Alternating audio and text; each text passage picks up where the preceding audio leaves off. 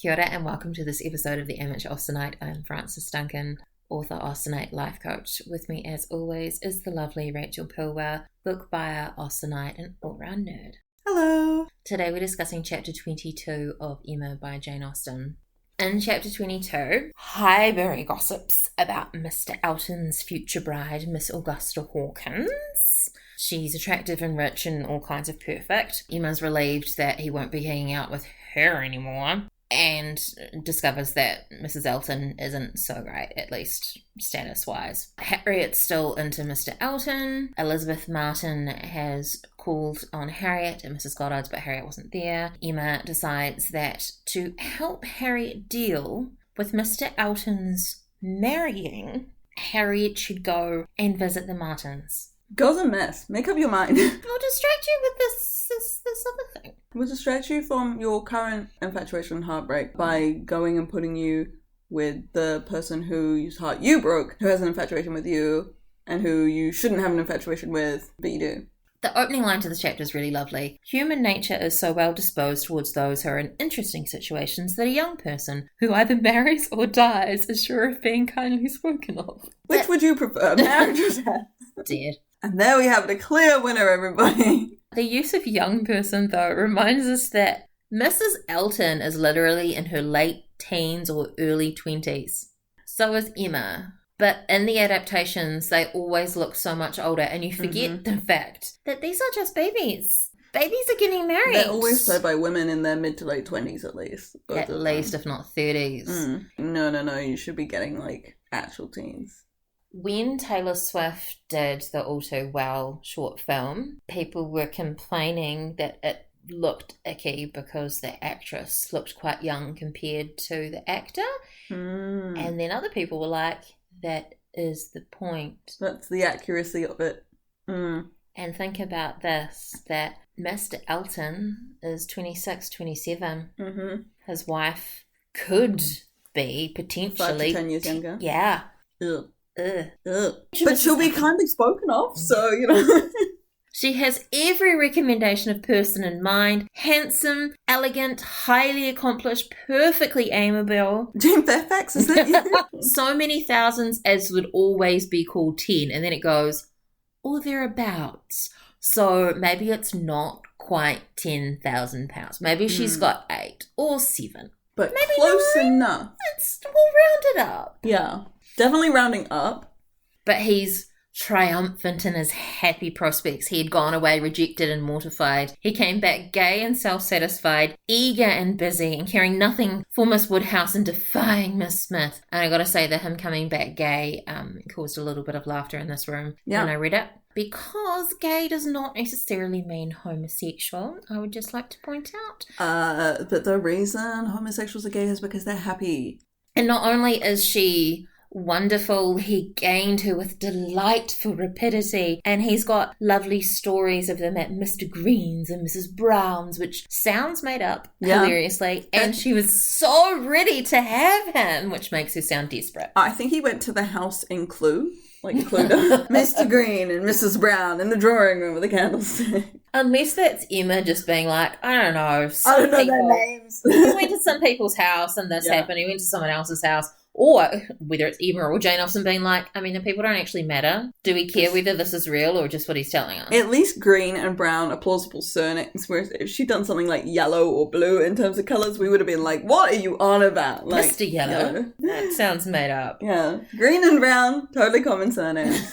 But Austen loves doing this dual thing where she has he went away rejected and mortified, comes back gay and self-satisfied. Then he has caught both substance and shadow, both fortune and affection. Just a nice little balancing thing. And now Mr. Elton can be as gallant as he likes to all the young ladies because he would have previously been quite cautious about it because he didn't want to raise hopes. Now he's engaged. It's like Mr. Crawford says in Mansfield Park, an engaged lady can flirt to her heart's content and not worry about giving anybody the wrong idea. Because, she's already engaged. taken. Yeah.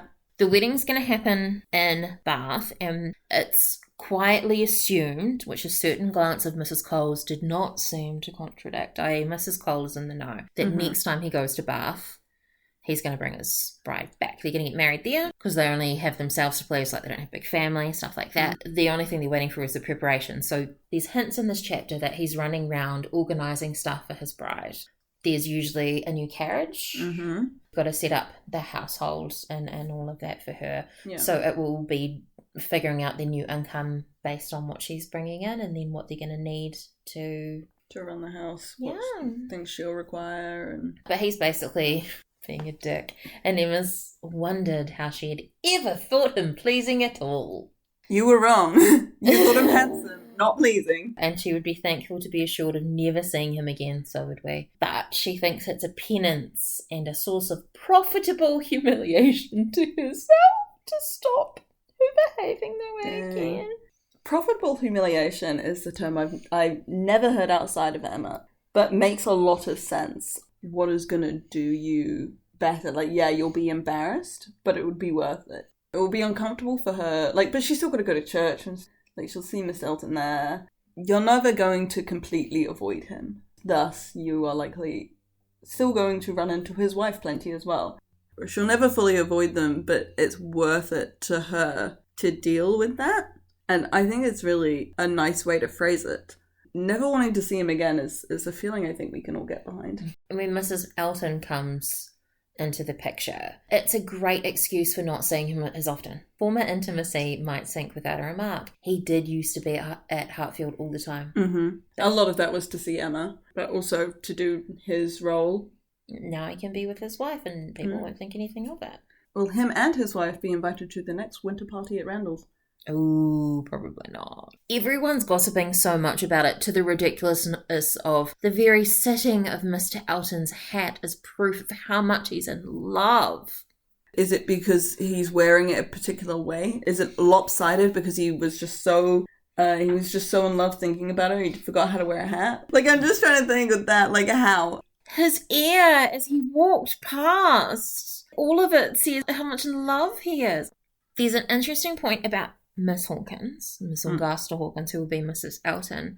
Emma's like, I can't actually figure out what she's actually like in person, so I don't know whether she's going to be as talented and nice and pretty. But what I can figure out is about her bloodline. Yeah, what's her heritage? And it's not great.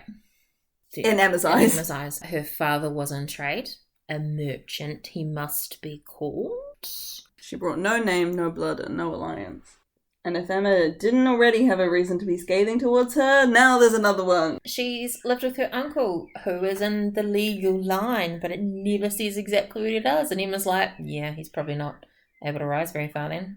Yeah, he's not in an important enough position. Emma's finding reason to look down on her. Yeah, I'm sure she's real pretty. So pretty enough that she'll look plain next to Harriet. Harriet was not to be easily talked out of love after she's been talked into it. And she needed something to occupy the many vacancies of her mind. This is your friend. The many vacancies of her mind it's such a hurtful thing to say about her. Like, I know we've made a lot of fun of Harriet. She's not the smartest monkey in the barrel. But still, it's like, buddy. Harriet has a visit by Mr. Martin's sister. She's not home, so she misses her. It's only polite for Harriet to return the favour. Exactly. And she wants to do more than she dares tell Emma about. Emma decides, she judges it as best for her to return the visit. She's planning to take her in the carriage so she can very carefully pop her down, go and visit someone else for 5 minutes, and then go back and pick her up. So she's only there for 15 minutes, which is the appropriate time for making a call. 15 minutes. That's not enough polite. Time. Yeah. But then they're not going to get too close, and it's not going to be too intimate. The chapter ends with her being, but what would become of Harriet if she didn't do these things, however uncomfortable it is? Something I find funny is just before that we're trying to occupy Harriet's mind. And Emma, who spent so much of the beginning of the book trying to get Harriet to forget about Robert Martin and transfer it to Mr. Elton, now wants the complete reverse because she knows she's messed up. I fucked up getting my friend to fall in love with this guy who is now getting married. She specifically says, like, Mr. Elton, he might be superseded by another. He certainly would indeed. Nothing could be clearer. Even a Robert Martin would have been sufficient. She looks down so heavily on Robert Martin. Even when she tells Harriet to go and visit, she doesn't want her to be with Robert Martin either. She just wants to use him to distract from Harriet's mind, but still thinks he's better than Mr. Elton now. Which is what you didn't think in the first place, Emma. Is you were like, oh, Robert Martin is way worse than Mr. Elton, and now you're like changing the script just because Mr. Elton has obviously shown his true colours to you, but you're still saying Robert Martin's not good enough and she shouldn't have an intimate relationship. Drives me goddamn nuts, Emma. It's messy. And she's like, you have to go and visit them. It is the correct thing to do. But internally, Emma's like, there's something inside her that she couldn't approve and something feels ungrateful. She's glossing something over. She's like, this is not quite right, but I'm making her do the thing, so surely it's fine.